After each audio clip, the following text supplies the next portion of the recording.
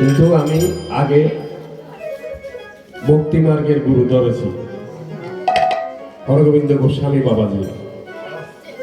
তিনি যে ভক্তি মার্গের ভক্তি সিদ্ধান্তের দীক্ষা দিলেন, শিক্ষা দিলেন, সেটা কিন্তু দেখতে পাচ্ছি ভগবানের সান্নিধ্য পেতে হলে ভক্তি যোগ ছাড়া আর কোনো উপায় নেই।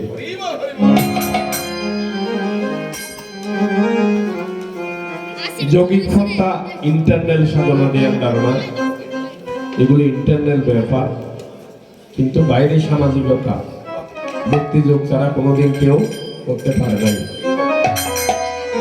দেবর্ষী নারদ তিনি শ্রেষ্ঠত্ব পেয়েছেন একমাত্র ভক্তি সিদ্ধান্তের কারণে।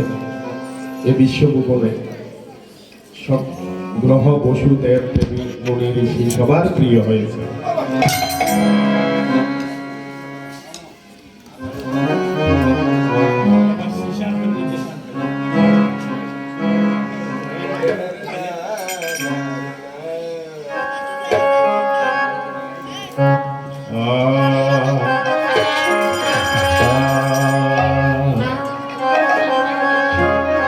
জগৎগুরু হরগোবিন্দ গোস্বামী মহারাজ বাবাজি প্রেমানন্দে হরি হরি বল।